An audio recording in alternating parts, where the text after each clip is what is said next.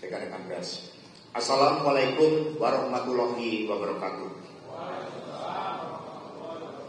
Salam damai sejahtera untuk kita semuanya. Om Swastiastu, Namo Buddhaya, salam kebajikan, rahayu. Marilah kita bersama-sama buktikan salam nasional kita, salam perjuangan kita. Merdeka! Merdeka! Merdeka! Terima kasih. Seluruh masyarakat Indonesia, rekan-rekan DPP, para penasihat hukum, rekan-rekan pers, dan saudara-saudara sekalian. Pada hari ini, setelah cukup lama berdiam diri, melakukan perenungan terhadap berbagai bentuk kriminalisasi hukum yang ditujukan kepada saya, maka tibalah saatnya untuk memberikan penjelasan kepada seluruh masyarakat Indonesia dengan sebenar-benarnya. Apa yang menimpa saya tidak terlepas dari kepentingan politik kekuasaan. Mengapa? Sebab banyak pakar hukum yang telah melakukan kajian, bahkan suatu eksaminasi hukum dan fokus group discussion terhadap putusan atas nama Wahyu Setiawan, Agustiani Tio Fridelina, dan Saiful Bahri, sebagaimana telah dilakukan antara lain oleh Profesor Dr. Amir Ilyas, Profesor Dr. Eva Ahyani Sulfa, Profesor Dr. Ridwan, Dr. Khairul Huda, Dr. Mahrus Ali, Dr. Beni Harmoni Hereva, Dr. Aditya Wiguna Sanjaya, Dr. Maradona, dan Dr. Idul Rizkan, dan lain-lain. Dalam eksaminasi tersebut, nyata-nyata tidak ditemukan suatu fakta-fakta hukum atas penetapan saya sebagai tersangka, baik kasus suap maupun suatu tindakan melakukan obstruction of justice. Dalam Undang-Undang KPK pasal 21 misalnya, tindakan obstruction of justice terjadi pada saat penyidikan. Dari hasil eksaminasi juga tidak ada bukti permulaan yang sah menurut hukum untuk menetapkan saya sebagai tersangka. Pada tahapan proses ini, sikap saya sangatlah kooperatif dan mentaati seluruh proses hukum di KPK. Tiadanya fakta-fakta hukum tersebut juga diperkuat melalui keterangan ahli dalam proses pra-peradilan. Melalui sidang yang syarat dengan falsafah, prinsip, dan dalil-dalil hukum, baik berdasarkan keterangan ahli dari KPK selaku termohon dan ahli dari pemohon, juga tidak ditemukan suatu fakta-fakta persidangan yang mengarah adanya bukti formal dan material yang bisa menjadi landasan bagi penetapan saya sebagai tersangka. Nah, karena itulah kami juga men-challenge atas keputusan pra-peradilan tersebut kepada para ahli hukum untuk melakukan eksaminasi terhadap seluruh dalil gugatan pemohon, jawaban termohon, dan keterangan para saksi, para ahli dalam pra-peradilan tersebut. Jadi ketika hasil pra-peradilan adalah NO, saya melaporkan kepada Ibu Megawati Soekarno Putri. Lalu Ibu Mega mengatakan, memberikan semangat kepada kami semuanya dan mengatakan, jangan khawatir, keadilan akan selalu menemukan jalannya. Jangan pernah khawatir, karena kita punya nafas perjuangan yang panjang. Jadi Ibu Mega mengatakan kita punya nafas perjuangan yang panjang. Ini yang tidak mereka lihat. Dalam eksaminasi tersebut, nyata-nyata tidak ditemukan suatu fakta-fakta hukum atas penetapan saya sebagai tersangka kasus suap maupun suatu tindakan melawan obstruction of justice. Jadi itu perlu kami tegaskan kembali. Karena itulah seluruh masyarakat Indonesia, rekan-rekan pers yang saya hormati. Selain hal tersebut, ada fakta persidangan yang sangat menarik yang menyentuh aspek kemanusiaan dan nurani kita, yakni adanya intimidasi yang dilakukan oleh saudara Rosa Purbabekti terhadap saudari Tio. Demi ambisi menangkap saya, saudari Tio diintimidasi dan dibujuk dengan gratifikasi hukum sebesar 2 miliar rupiah. Syaratnya, saudari Tio harus menyebutkan keterlibatan saya. Apa yang disampaikan oleh saudari Tio tersebut dilakukan di bawah sumpah. Sumpah di hadapan Tuhan Yang Maha Kuasa di hadapan Allah Subhanahu wa Ta'ala. Dan tangannya itu berada di atas, di bawahnya Al-Quran, kitab suci. Tidak hanya itu, Saudari Tio juga diminta untuk menyebut orang-orang di lingkaran pertama Ibu Megawati Soekarno Putri agar bisa dibidik para penyidik tersebut. Ini baru disampaikan kemarin ya di dalam keterangan resminya. Demi melancarkan aksinya, Saudara Rosa Purbabekti sampai menggebrak meja dan mendesak untuk mengganti penasihat hukum Tio. Puncak intimidasi Saudari Tio adalah bahwa yang bersangkutan dikenakan cekal bersama suaminya untuk tidak bisa berobat ke luar negeri akibat kanker yang dideritanya. Padahal jauh sebelum kasus ini naik lagi ke permukaan, Saudari Tio sudah berulang kali berobat ke Guangzhou bagi penyembuhan penyakitnya. Namun agenda kemanusiaan ini pun diabaikan oleh Saudara Rosa Purbabekti. Saya meyakini jika Saudari Tio mengikuti kemauan Saudara Rosa, maka pencekalan itu pasti tidak akan terjadi. Jadi kisah sekitar 2014-2015. Saat itu Pak Dahlan Iskan juga mengalami hal yang sama. Beliau bertemu dengan Bu Mega. Karena saat itu juga ada persoalan hukum. Minta dibantu agar bisa berobat ke luar negeri. Maka demi kemanusiaan, Ibu Mega lalu mengulurkan tangannya dan meminta saya untuk bertemu dengan Wakil Presiden Pak Yusuf Kalla dan bertemu dengan Menteri Hukum dan HAM saat itu Pak Lauli agar kemanusiaan inilah yang harus berbicara. Tetapi ini kemanusiaan ini yang sepertinya tertutup dalam diri Saudara Rosa Purbabekti. Berbagai fakta di atas semakin menunjukkan kuatnya agenda politik terhadap kasus yang menimpa saya. Bayangkan, terhadap Saudari Tio yang sudah bersifat kooperatif saja, bersikap kooperatif saja, masih diintimidasi seperti itu. Hal yang sama juga terjadi untuk pemeriksaan saksi Doni Istiqomah, Kusnadi, dan lain-lain. Bukankah tindakan Saudara Rosa tersebut justru mencederai hukum yang seharusnya berperi kemanusiaan, penuh etika, hati nurani, dan berkeadilan? Betul tidak? Apakah tindakan Saudara Rosa itu dapat dibenarkan? Bukankah tindakan Saudara Rosa tersebut justru merusak dan marwah serta nama baik dari KPK itu? Jadi kita ini bangsa berpancasila, ada sila kemanusiaan di dalamnya. Masa kali itu kemudian diabaikan? Saudari Tio sudah menunaikan seluruh tanggung jawabnya, kewajibannya. Masa hanya untuk minta izin sampai mengajak. Kalau perlu ada penyidik yang mendampingi untuk berobat. Tetapi itu tetap tidak dikabulkan. Seluruh masyarakat Indonesia yang kami cintai dan banggakan, semua warga negara memiliki kedudukan yang sama di mata hukum, termasuk hak untuk mendapatkan perlakuan hukum yang berkeadilan. Keselamatan jiwa raga Saudari Tio menjadi bagian dari tujuan adanya negara Republik Indonesia ini. Namun hak untuk melanjutkan pengobatan atas derita kanker pun diabaikan hanya karena ambisi Saudara Rosa Purbabekti.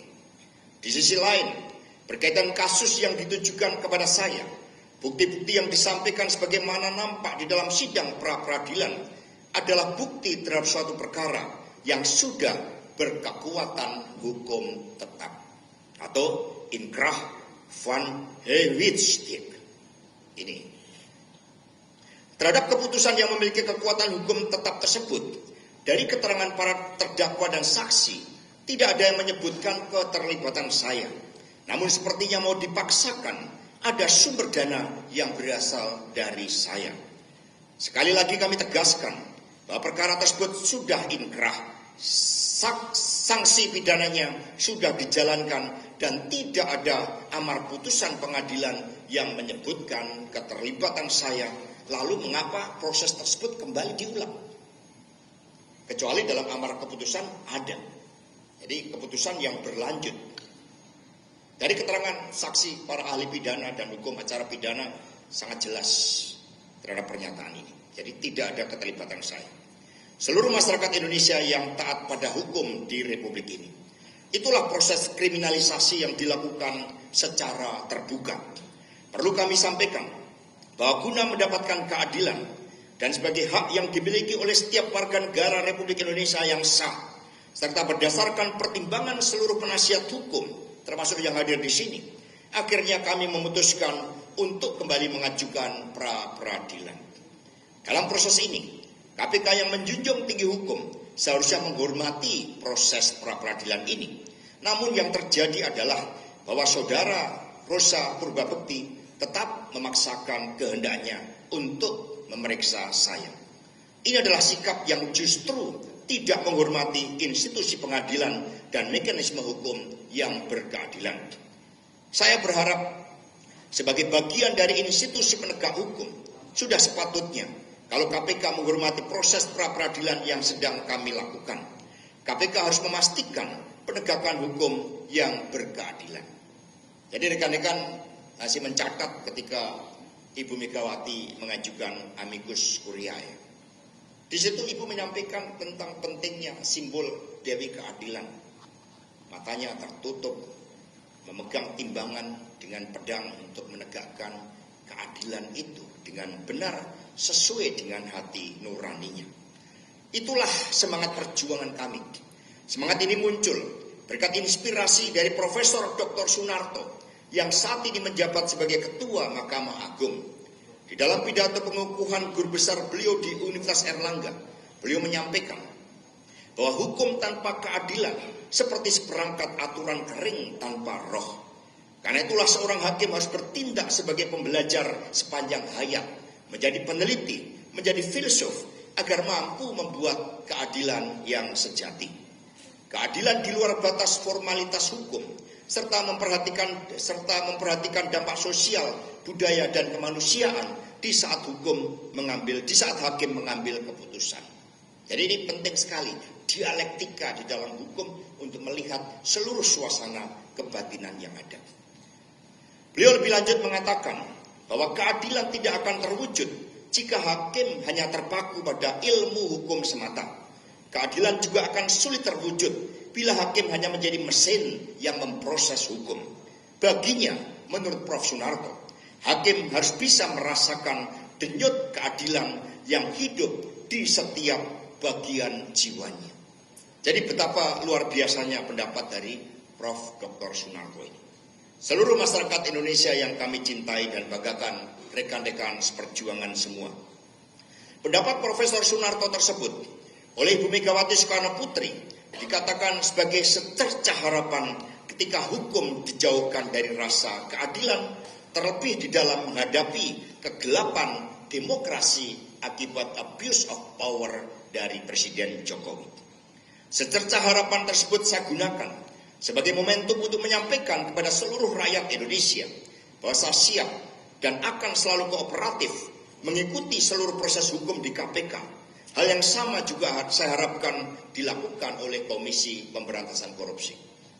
Jadi, kalau memang bersalah, saya siap untuk menjalankan seluruh tanggung jawab dan kewajiban. Tetapi sejak awal kami katakan bahwa ada proses politik yang terjadi, dan kemudian sebagai kader partai tentu siap bahwa segala konsekuensi sebagai bagian dari pengorbanan terhadap cita-cita saudara-saudara sekalian. Bapak, Ibu, dan saudara-saudara sekalian, banyak yang mengatakan kepada saya bahwa kini tiba saatnya untuk melakukan suatu gugatan, suatu declaration of our objections, atau suatu sikap resmi sebagai warga negara Republik Indonesia yang sah terhadap perlakuan berlebihan berupa suatu pelanggaran etik dan tindakan melawan hukum yang dilakukan oleh saudara Rosa Purbabekti. Apa yang dilakukan oleh penyidik KPK tersebut selain sangat intimidatif, tendensius, juga tidak bisa dilepaskan dari kepentingan politik di luarnya. Dalam panggung besar politik di Indonesia, apa yang terjadi tidak bisa dilepaskan dari sikap-sikap politik yang saya sampaikan sebagai Sekretaris Jenderal DPP PDI Perjuangan. Sikap kritis itulah yang menciptakan hadirnya rasa tidak senang dalam diri seseorang yang mengidentikan dirinya sebagai seorang raja. Pertama, penolakan terhadap kehadiran kesebelasan Israel dalam Piala Dunia U20 tahun 2023. Sikap resmi PD Perjuangan berpijak pada konstitusi sejarah dan prinsip-prinsip kemanusiaan yang tertuang dalam Dasar Sila Bandung. Pembebasan dan kemerdekaan Palestina adalah komunika politik yang ditandatangani oleh pemerintah Republik Indonesia dalam Konferensi Asia Afrika tahun 55 di Bandung. Ini yang kita tandatangani bersama dengan 29 negara yang lain. Sikap ini terbukti benar. Akhirnya, bukan hanya Ibu Megawati Soekarno Putri dan PD Perjuangan yang kokoh dalam prinsip, namun dunia pun kemudian mengutuk Israel atas kekejamannya di Gaza. Inilah Satyam Eva Jayate yang pertama, saudara-saudara sekalian. Kedua, sikap penolakan terhadap perpanjangan masa jabatan Presiden Jokowi atau penambahan masa jabatan 3 periode. Prinsip yang dipegang oleh Ibu Megawati Soekarno Putri adalah berpijak pada Undang-Undang Dasar Negara Republik Indonesia tahun 1945 pasal 7. Ini yang harus dijalankan dengan seluruh-seluruhnya, yang menyatakan bahwa masa jabatan Presiden dan Wakil Presiden hanya 2 periode. Akhirnya seluruh masyarakat sipil, mahasiswa dan akademisi menolak hal ini. Dan inilah Satyam Eva Jayate yang kedua. Jadi Satyam Eva Jayate adalah kebenaran itu pasti menang.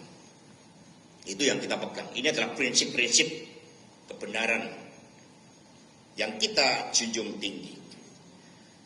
Yang ketiga, ketika konstitusi dikebiri dan demokrasi terancam mati melalui keputusan MK nomor 90 tahun 2023, inilah abuse of power dengan menggunakan hukum dan diduga penuh dengan intimidasi dan penggunaan kekuatan kapital akibat campur tangan Presiden Jokowi dan Ketua MK saat itu Anwar Usman. Sikap tegas Ibu Megawati Soekarno Putri terjadi karena ketaatan pada peraturan perundang-undangan. Apa yang terjadi di MK ini akhirnya tercatat sebagai titik paling gelap dalam sejarah demokrasi Indonesia. Dan inilah Satyam Eva Jayate, sebab konstitusi itu memiliki roh. Dan sekiranya itu dilanggar melalui abuse of power, maka bisa menciptakan krisis. Kita yang tidak menginginkan itu, maka kita juga akhirnya berproses, meskipun itu semua adalah prosedural. Keempat, masyarakat Indonesia mencatat bahwa di dalam Pilpres dan Pileg tahun 2024 serta Pilkada 2025, berbagai penggunaan mesin politik yang bukan partai politik kembali terjadi. PD Perjuangan menyampaikan begitu banyak catatan gelap atas praktek demokrasi prosedural yang berwatak otoriter populis ini. Masyarakat mencatat begitu masif intimidasi yang dilakukan terhadap kepala desa, anggota legislatif, jurnalis, tokoh-tokoh pro-demokrasi, para pengusaha hingga kepala daerah. Bahkan bujuk rayu melalui bansos pun dilakukan untuk membius kesadaran rakyat. Ini berita di salah satu media nasional hari ini. Korupsi kepala desa yang kemudian ini menjadi alat sandera. Terhadap berbagai penyalahgunaan bansos ini, pada tanggal 8 Februari yang lalu, Jenderal TNI Purnawirawan Luhut Binsar Panjaitan menyatakan bahwa dari 500 triliun dana bansos tersebut, hampir separuhnya atau 250 triliun yang sampai ke masyarakat. Inilah penyalahgunaan keuangan negara dalam proses elektoral. Ini yang seharusnya juga menjadi perhatian. Hadirin dan seluruh masyarakat Indonesia yang kami cintai dan banggakan, PD Perjuangan sangat menghormati KPK. KPK punya misi mulia untuk memberantas korupsi dan menegakkan akhlak bangsa. KPK didirikan oleh Presiden Megawati Soekarno Putri bukan untuk dengan wajah yang seperti saat ini. KPK seharusnya fokus untuk menangani kasus-kasus korupsi besar seperti illegal logging, kemudian tambang-tambang ilegal, judi online, narkoba dan lain-lain yang diduga banyak melibatkan aparatur negara. PD Perjuangan dan seluruh rakyat Indonesia akan memberikan dukungan penuh terhadap KPK jika benar-benar memberantas korupsi pada kasus-kasus yang merugikan keuangan negara. Saya bukanlah pejabat negara. Tidak ada kerugian negara terhadap kasus yang ditujukan kepada saya ini. Namun mengapa tidak hanya ditarget, kemudian proses-proses sampai melanggar HAM pun dilakukan oleh saudara Rosa Purba Bekti yang menggunakan KPK bagi kepentingan sempitnya. Karena itulah pada kesempatan ini saya bertanya, siapa yang berada di belakang penyidik saudara Rosa tersebut? Sehingga institusi KPK pun sepertinya kasus-kasus yang lain, dan kemudian ini yang sudah inkrah kembali diproses lagi dengan mengabaikan hukum acara pidana yang ada. Saudara-saudara sekalian, seluruh rakyat Indonesia yang kami cintai dan banggakan, sekiranya kami tidak diajarkan mencintai tanah air Indonesia, mencintai persatuan Indonesia dan menghormati pemerintah negara yang saat ini dipimpin oleh Presiden Prabowo Subianto, maka berbagai skenario perlawanan pasti dilakukan. Ini banyak yang memberikan masukan kami. Namun kami percaya pada kekuatan etika moral, hati nurani dan kebenaran. Ketika peristiwa kuda tulis saja di kantor ini, kami menempuh jalan hukum, apalagi untuk urusan ini. Jadi percayalah, kita taat sepenuhnya pada jalan hukum.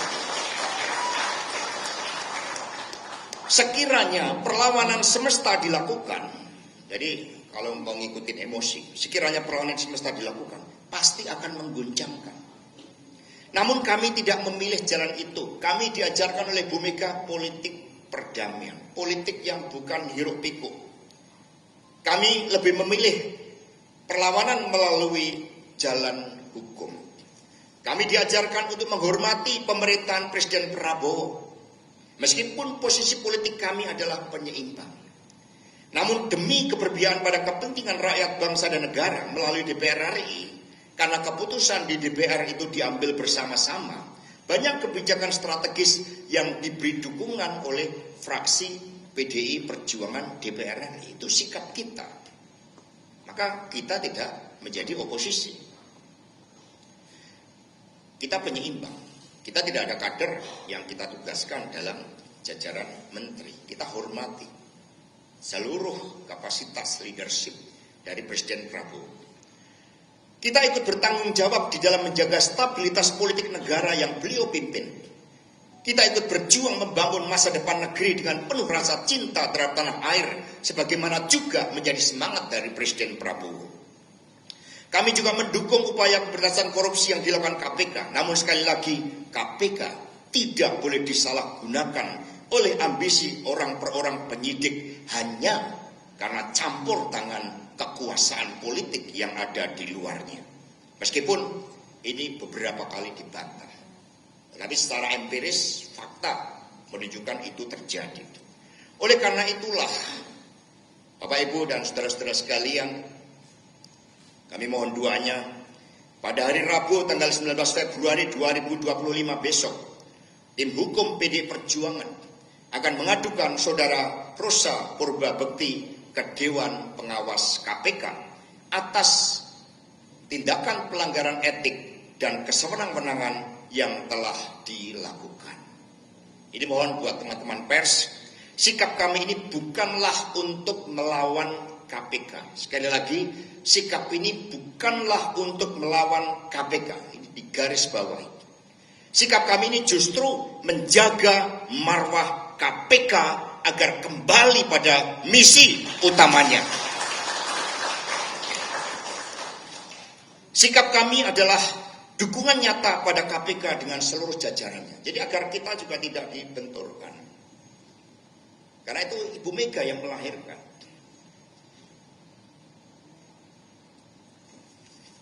Kami percaya sepenuhnya bahwa pimpinan KPK saat ini memiliki visi, misi, agenda strategis, serta komitmen untuk memberantas korupsi dengan cara-cara yang benar.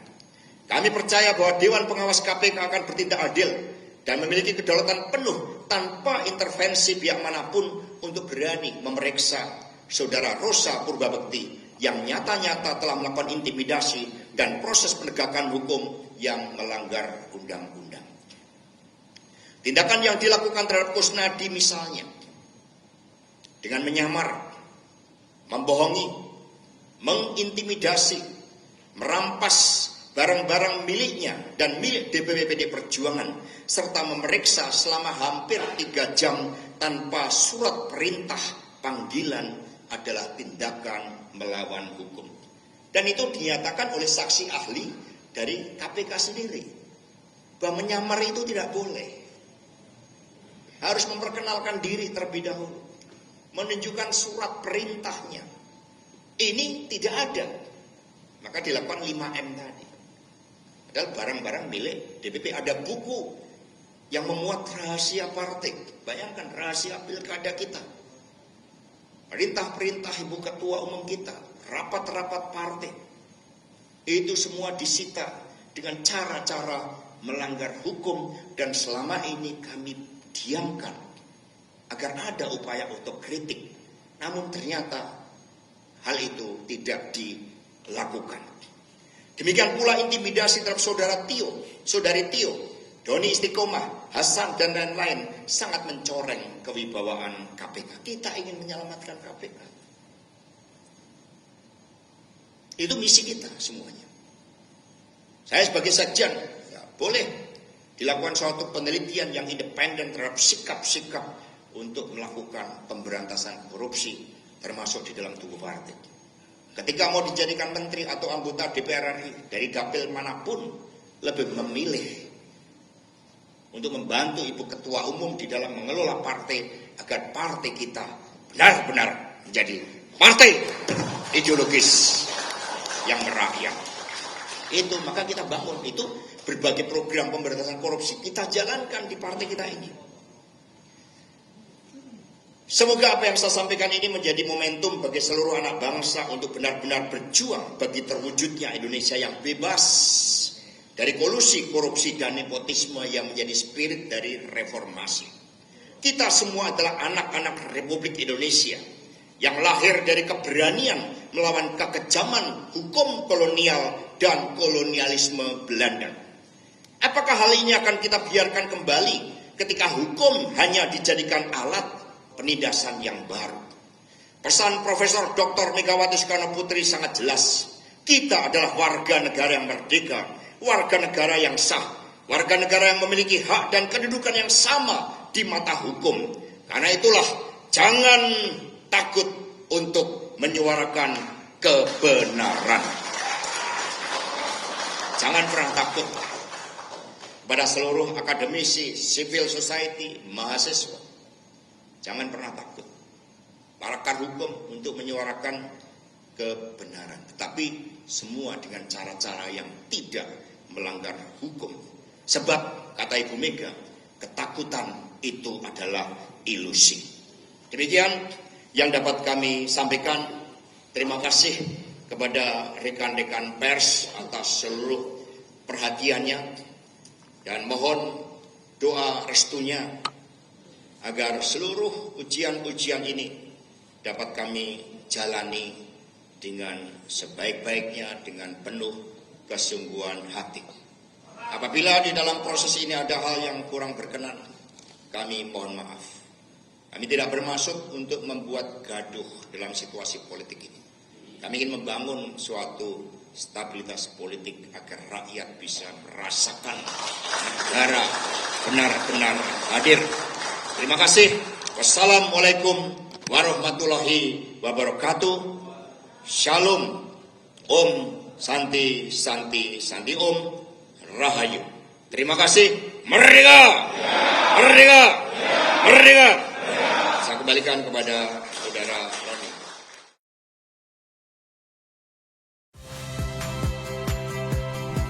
Saya Yasir Neneama. Saksikan program-program Kompas TV melalui siaran digital, pay TV, dan media streaming lainnya. Kompas TV, independen, terpercaya.